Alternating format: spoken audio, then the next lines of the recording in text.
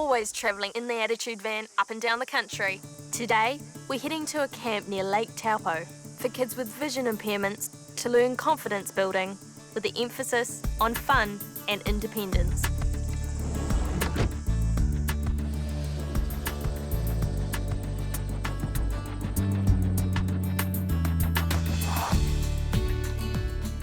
One of the great things about travelling in New Zealand is the scenery. But what if you couldn't see it? We're gate-crashing a holiday camp for kids who are visually impaired. It's an annual summer camp I'll show you where your room is. run by the Royal New Zealand Foundation of the Blind. What's your girls' names? I'm Brittany and this is Shannon. What's your name? Christy. The kids are buddied with teenagers who are also visually impaired. Go back then. Excellent. Most of the teens attended this camp themselves. How much can you see?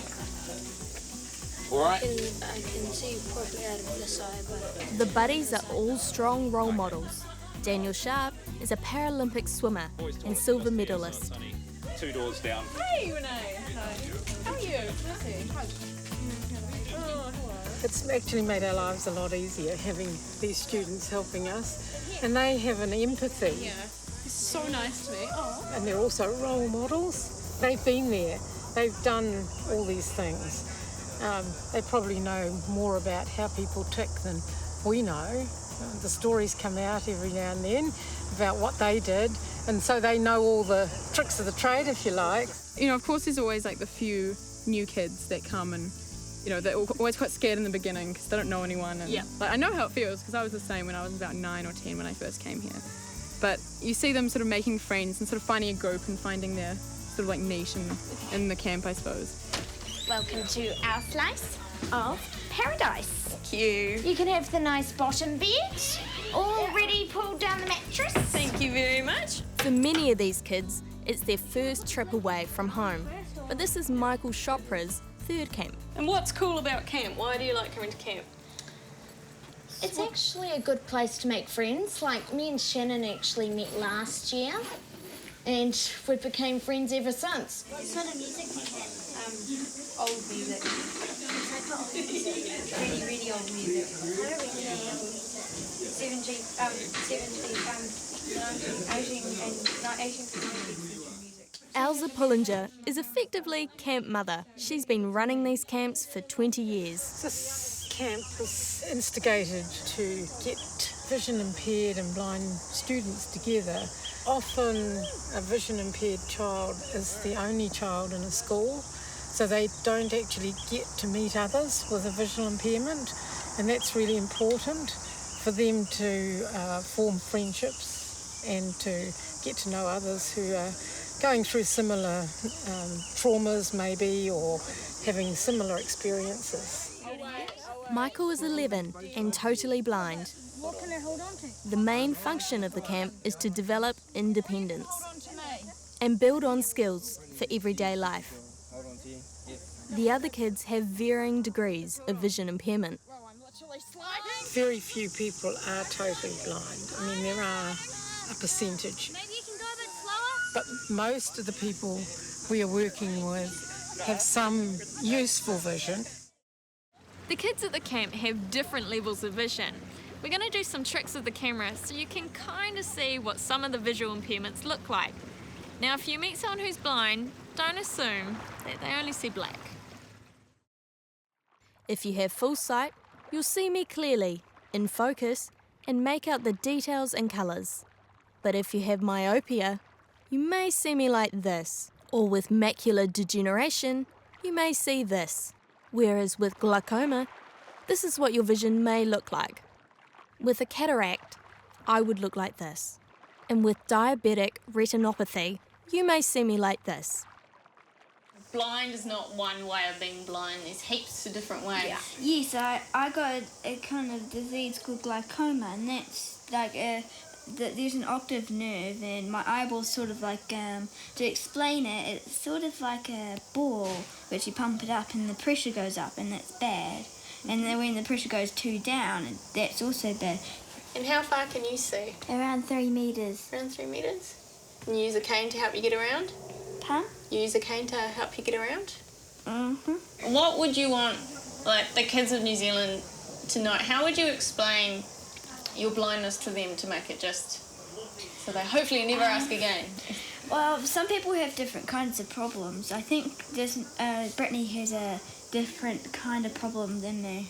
I've got albinism. Probably every day I get asked, why is your hair blonde? And if you actually look closer into my eyes, they move. Literally. I can't do anything about that. And that's the most common question I actually get. Why do your eyes move? Why are you blonde? Why do your eyes do this? Why do your eyes do that?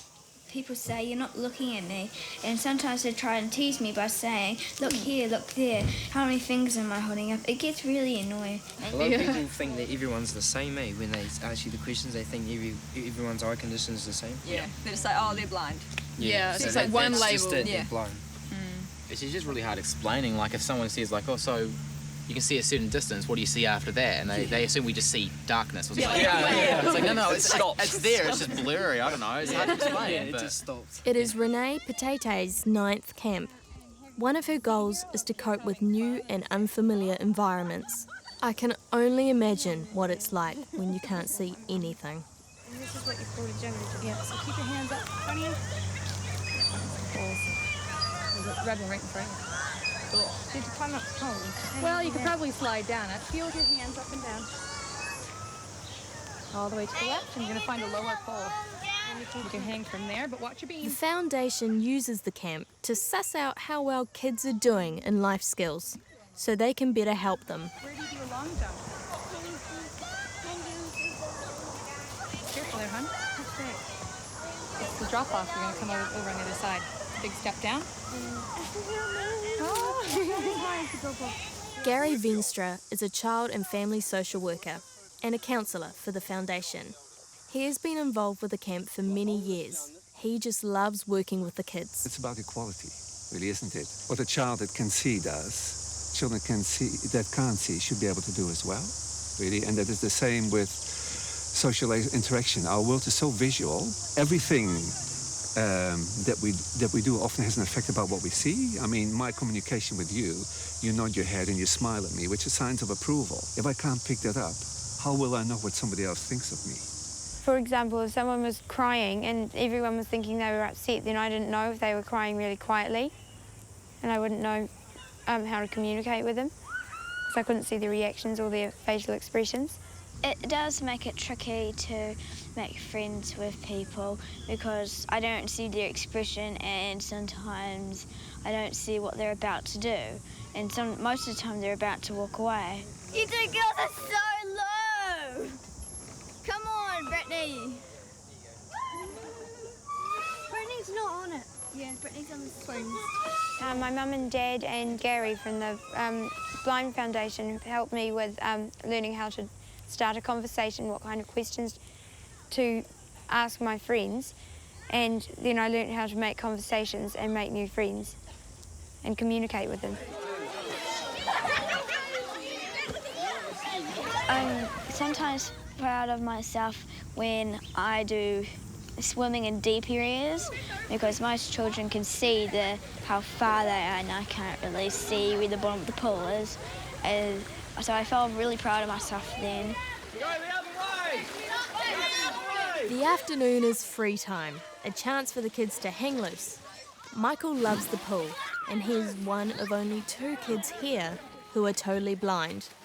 With so much noise and splashing, he's a little disoriented.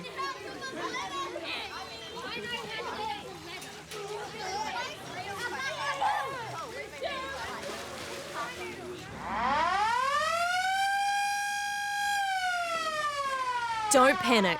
There's no fire. It's only the dinner bell. Who's hungry?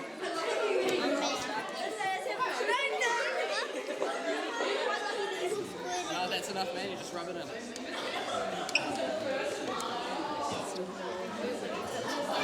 Hand sanitizer, rubbed it. Hand sanitizer in your hand here, then. Where I washed my hand underneath. Yep, push the button there. Perfect. It's your typical camp food. But who put peas and carrots on the menu?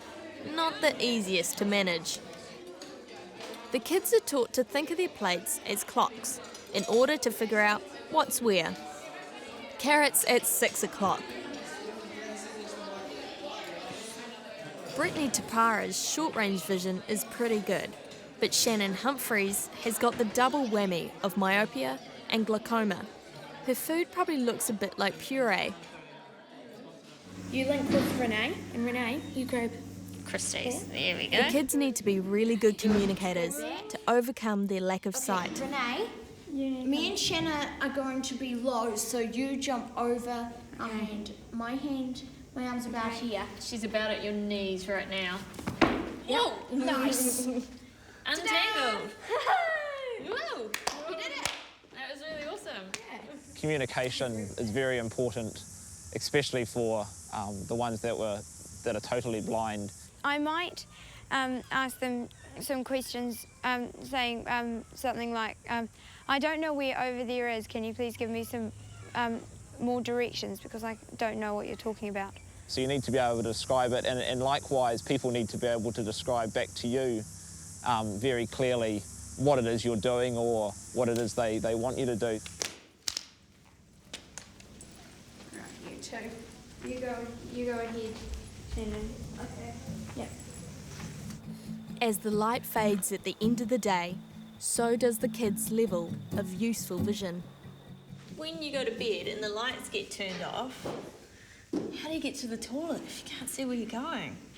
Easy, feel around. And sometimes we measure steps, and sometimes we feel the doors or the walls, or can't, it's quite easy sometimes. And sometimes there's lots of obstacles where you ask someone to help us. I like being independent, and I usually use my cane to get to the toilet if I'm at camp. Day 2 is a day of challenges.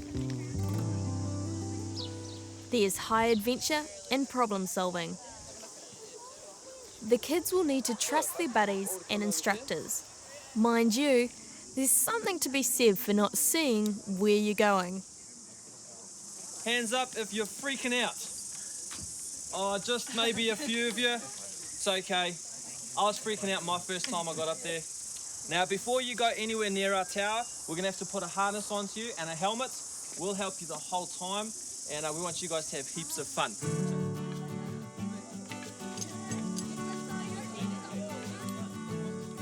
As one of the totally blind kids, Michael has to explore everything through touch. Sort of. So that'll take some of the tension off. The first part of the climbing wall wasn't that bad. It was about halfway when my muscles started aching. I started to get a bit disorientated up there. Your right foot up a little bit. Yeah, that's it. Foot up.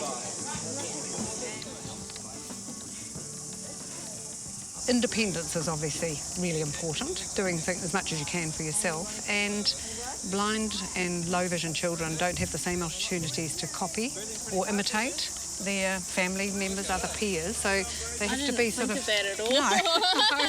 Yeah. And so they have to be. It's a conscious need to be taught rather than just learning as you go along. Yeah, they can't mimic. They can't mimic anything. No. They're just very good at listening and picking up things on sound, and it's amazing what they can get just from sound. They can tell you what's going on in the room, and not be able to see it and know exactly what's going on.